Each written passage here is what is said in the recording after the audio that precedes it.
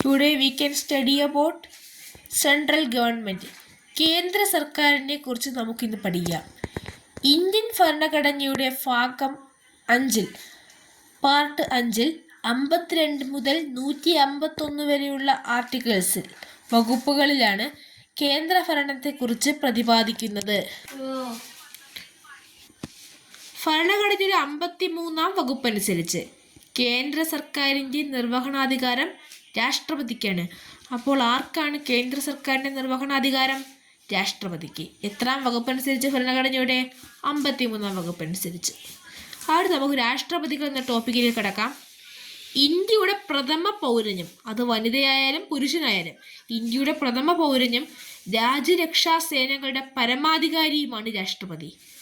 35 വയസ്സ് കഴിഞ്ഞാലാണ് പൂർത്തിയാവുകയും ലോക്സഭയിലേക്ക് തിരഞ്ഞെടുക്കപ്പെടുന്നതിന് അർഹതയുള്ളതുമായ ഒരു പൗരനായിരിക്കണം എന്നതാണ് രാഷ്ട്രപതി സ്ഥാനാർത്ഥിയുടെ ആദ്യ യോഗ്യത.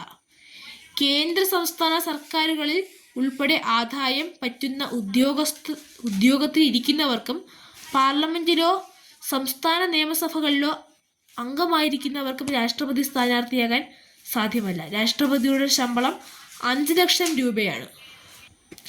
ഇന്ത്യയിൽ രാജ്യത്തിൻ്റെ തലവൻ രാഷ്ട്രപതിയാണ്. പ്രസിഡന്റ്.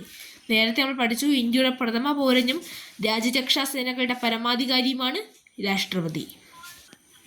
ഇപ്പോഴത്തെ ഇന്ത്യൻ രാഷ്ട്രപതി ആരാണ്?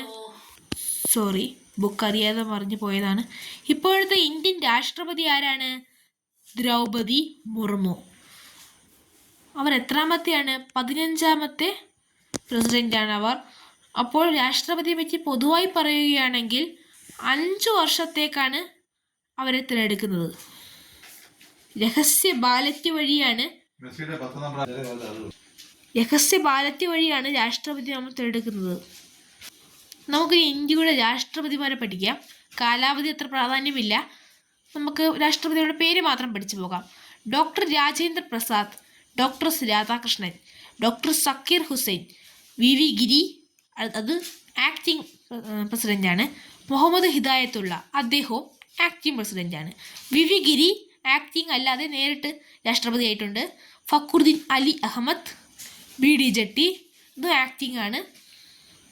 Next N Sanjiva Reddy, doctor Giani Zail Singh, doctor R Venkataraman, Shankar Dayal Sharma, KR Narayanan, doctor APJ Abdul Kalam, Pratibha Patil, Pranab Mukherjee, Ramnath Kovind, Droupadi Murmu. ഇതിനകത്ത് ഇമ്പോർട്ടൻ്റ് ക്വസ്റ്റ്യൻസ് എന്ന് പറഞ്ഞാൽ ഇന്ത്യയുടെ പ്രഥമ രാഷ്ട്രപതി ഡോക്ടർ രാജേന്ദ്ര പ്രസാദ്, പിന്നെയുള്ളത് ഇപ്പോഴത്തെ രാഷ്ട്രപതി ദ്രൗപദി മുർമു, പിന്നെ മലയാളിയായിട്ടുള്ള രാഷ്ട്രപതി ഡോക്ടർ KR നാരായണൻ, പിന്നെ വനിതകൾ 2 പേരെ ആയിട്ടുള്ളൂ, പ്രതിഭ പാട്ടീലും ദ്രൗപദി മുർമു. അവരാരാണ് ആദ്യമായത്? പ്രതിഭ പാട്ടീൽ.